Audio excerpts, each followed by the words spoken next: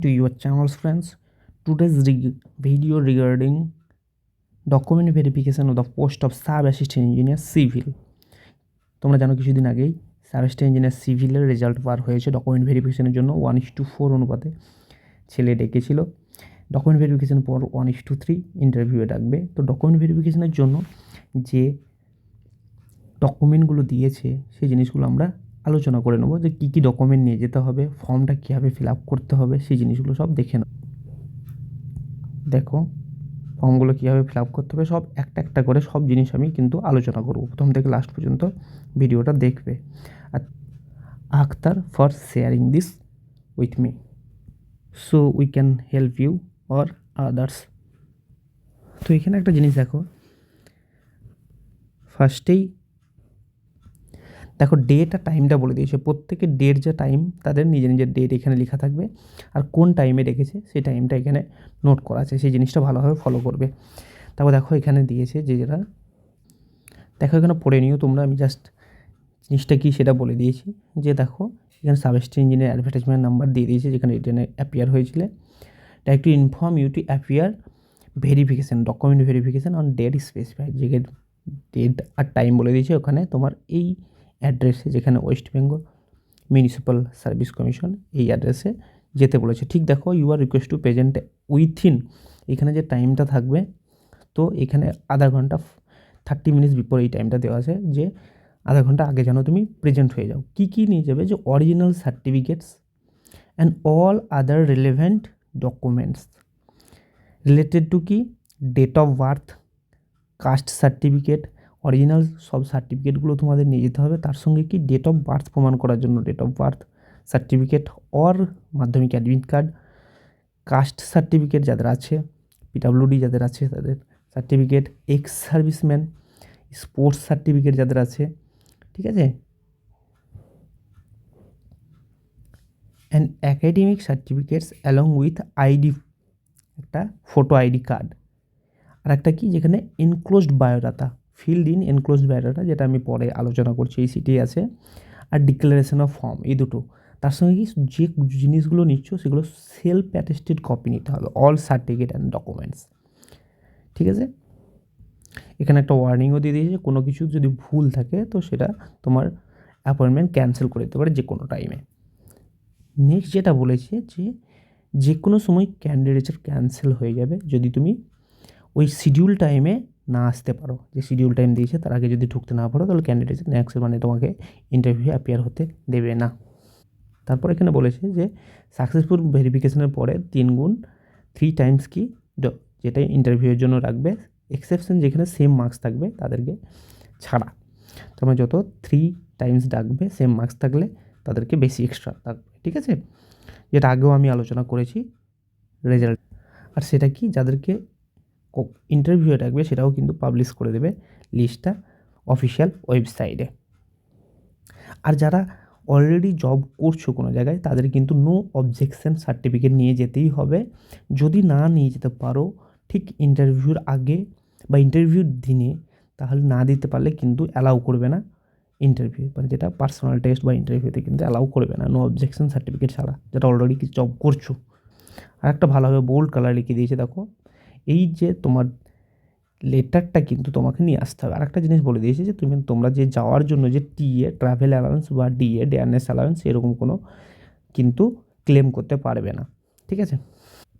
তাহলে একটু ব্রিফলি বলে যে তোমার মাধ্যমিক থেকে শুরু করে এইচএস, ডিপ্লোমা বা বিটেক যাই করেছো সব সার্টিফিকেট কিন্তু ইন অরিজিনাল, আর তার সঙ্গে ডেট অফ বার্থ প্রমাণ করার জন্য তোমার সেটা ডেট অফ বার্থ সার্টিফিকেট হতে পারে বা অ্যাডমিট কার্ড হতে পারে অরিজিনাল।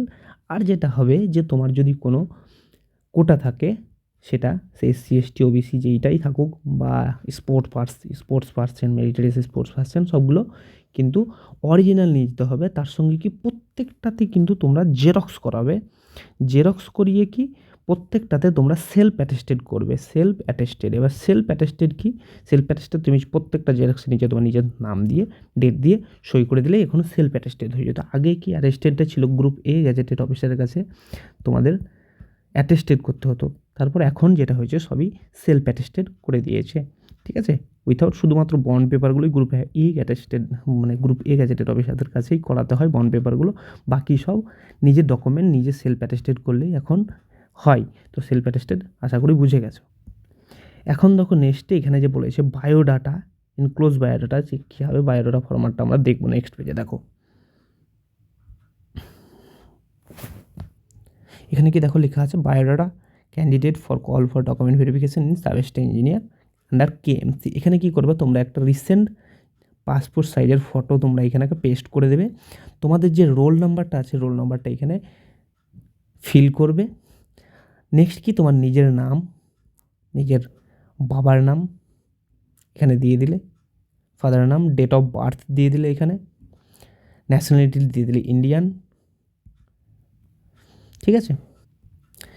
নেক্সট দেখো সেক্স এখানে মেল দিয়ে দিলে। এজ কত হচ্ছে 1 জানুয়ারি 2023 অনুযায়ী তোমার যে এজটা হয়ে গেল এখানে দিয়ে দিলে। তোমার 28, 29, 30 যেটা হলো সেটাই তুমি দিয়ে দিলে। ইয়ার্স অর কত মান্থ সেটা তুমি দিয়ে দিলে, 3 মান্থ অর ডেজ, ধরো 14 ডেজ এরকমও দিয়ে দিতে পারো। ঠিক আছে। এখানে ডিটেলস দিয়ে দিলে। অ্যাড্রেস ফর কমিউনিকেশন এখানে তুমি যে জায়গায় যে অ্যাড্রেসটা আছে পার্মানেন্ট অ্যাড্রেস সেটাই দিয়ে দেবে, যেখানে তোমার পার্মানেন্ট অ্যাড্রেস দেওয়াই ভালো, কমিউনিকেট করতে তোমার সুবিধা হবে, সেখানকারই পিন নাম্বারটা দিয়ে দেবে। এবার কি তোমার এসসি এসটি ওবিসি হয়ে আছো, সেখানে কি ইয়েস আর নো দিতে হবে, তাহলে এখানে দিয়ে দিলে, কেউ যদি ইয়েস হয় তাহলে ইয়েস আর নো হলে নো। আর যদি ইয়েস হয় তবেই তুমি এখানে স্পেসিফাই করবে ক্যাটাগরিটা কি এসসি এসটি না ওবিসি, সেখানে তুমি এখানে টিক দিয়ে দেবে। ঠিক আছে। তারপর এখানে কি যদি যেটাই লিখলে যদি ওবিসি এ হলো তাহলে এখানে তোমার সাব কাস্টটা দিয়ে দেবে। এখানে তুমি শেখ না নওশা শেখ বা যেটাই যে থাকবে সেই জিনিসটা তুমি এখানে দিয়ে দিলে, যেখানে তোমার সার্টিফিকেটে যে জিনিসটা আছে সেইটাই তোমাকে এখানে দিতে হবে। আর যারা পিডব্লিউডি ক্যান্ডিডেট আছে তারা এটা ইয়েস করবে, পার্সন উইথ ডিভিজিবিলিটি সেটা তারা ইয়েস করলো, বাকিরা নো করে দেবে। আর যদি ইয়েস থাকে কত পার্সেন্ট সেটা তোমাকে এখানে দিতে হবে। ঠিক। নেক্সট যেটা হচ্ছে যে এক্স সার্ভিসম্যান, কেউ যদি এক্স সার্ভিসম্যান থাকে সেটা এখানে ইয়েস দিলে, আর যদি না হয় তাহলে এটা নো করে দিলে। এটা হয়ে গেল কিন্তু তোমার এইভাবে বায়োডাটা ফর্মটা তুমি ফিল আপ করে দিলে। ওকে, আশা করি সব বুঝে গেছো। ডিটেলস আমি একটা উদাহরণ দিয়ে বুঝিয়ে দিয়েছি। কারো যদি প্রবলেম হয় এটা নিয়ে তাও তো কমেন্ট সেকশানে জানাতে পারো, কোন পয়েন্টে প্রবলেম হচ্ছে সেই পয়েন্টের নাম তুমি সেরকম দিয়ে দেবে যে এই জিনিসটা বা এই পয়েন্টটা বুঝতে পারছি না কীভাবে ফিল আপ করবো, সেটা তুমি কমেন্ট সেকশানে জানাতে পারো। ঠিক আছে। নেক্সট টাইম আমরা দেখব যে এটা ফিল আপ করে দেখো। এখন যেটা হবে name of examination, year of passing, board, percentage of marks and division. Suppose এখানে তুমি লিখলে এমপি মাধ্যমিক পরীক্ষা, ঠিক আছে, বা মাধ্যমিক। নেক্সট কি ইয়ার অফ পাসিং যেটা দিলে তুমি এখানে লিখে দিলে, যেটাই হোক 2010, 20, 15 যেটাই হলো লিখে দিলে। বোর্ড দিয়ে দিলে WBBSE বা যার যেটা বোর্ড, সিবিএসই বোর্ড যে বোর্ড সেটা তুমি দিয়ে দিলে। ইয়ার অফ মানে পার্সেন্টেজ অফ মার্কস পার্সেন্টেজ কত হচ্ছে তুমি দিয়ে দিলে, 85% বা 60%, 70%, 90% যা আছে যার যেটা আছে সেটা দিয়ে দিলে। ডিভিশন কী হয় সেটা দিয়ে দেবে, first class, second class, third class. Next হচ্ছে সেরকমভাবে হায়ার সেকেন্ডারি দিলে হায়ার সেকেন্ডারি। নেক্সট এখানেও দিয়ে দিলে, সাপোজ দিয়ে দিলে এখানে ইয়ার অফ পাসিং, তারপরে দিয়ে দিলে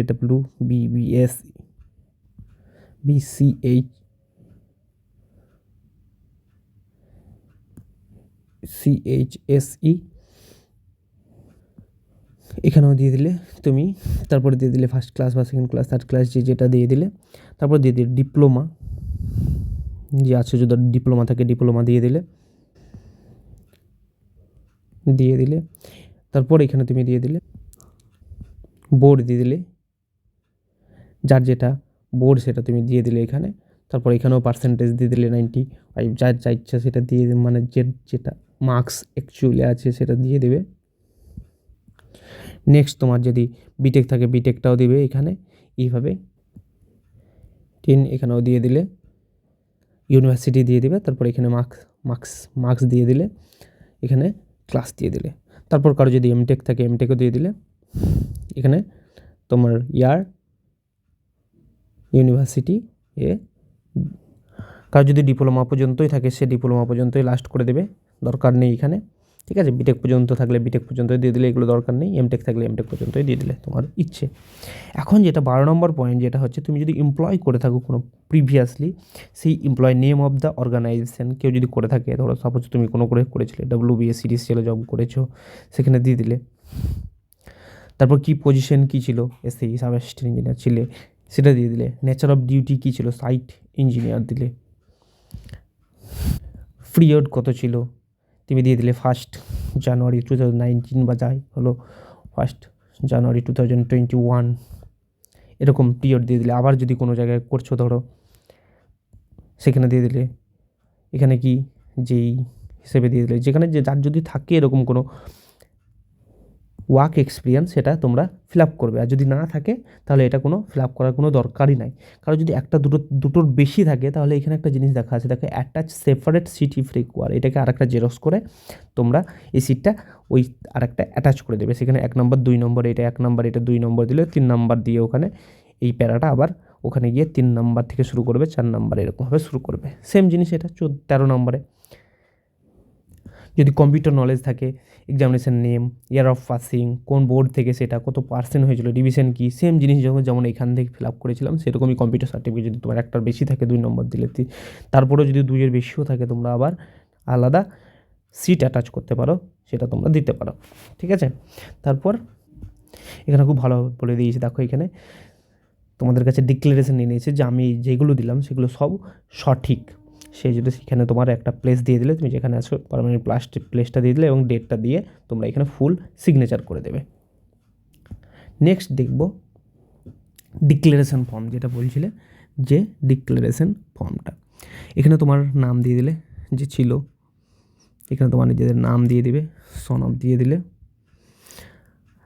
রেসিডিং যেখানে থাকছো তুমি, ভিলেজ, পোস্ট, ডিস্ট্রিক্ট এরকম দিয়ে দিলে। এখানে ডিস্ট্রিক্ট দেওয়ার অপশানও আছে, দেখো পোস্টও এখানে আছে, তোমার পুলিশ স্টেশনও এখানে দেওয়ার অপশান আছে, তাহলে এখানে ভিলেজ দিয়ে দিবে। ঠিক আছে, এজ দিয়ে দিবে কত হচ্ছে, ওখানে তোমার হিসাব হয়ে গেল, শুধুমাত্র এজটা এখানে দিয়ে দিলেই হয়ে যাবে, আগের সিটে তোমরা করেছো। তারপর এখানে যে পয়েন্টগুলো আছে সেই পয়েন্টগুলো দেখো আলোচনা করছি। 1 নম্বর point, that I am one of applicant for the post of sub assistant engineer civil under KMC. এখানে বলেছে I have gone through all clause mention in advertise number. যেই অ্যাডভার্টাইজটা দিয়েছিল সেটা সব ক্লজ আমি পড়ে তারপরে আমি পরীক্ষা দিয়েছি। নেক্সট যে পয়েন্টে সকলেরই কনফিউশন হবে, সেই জিনিসটা দেখো ক্লিয়ার করো।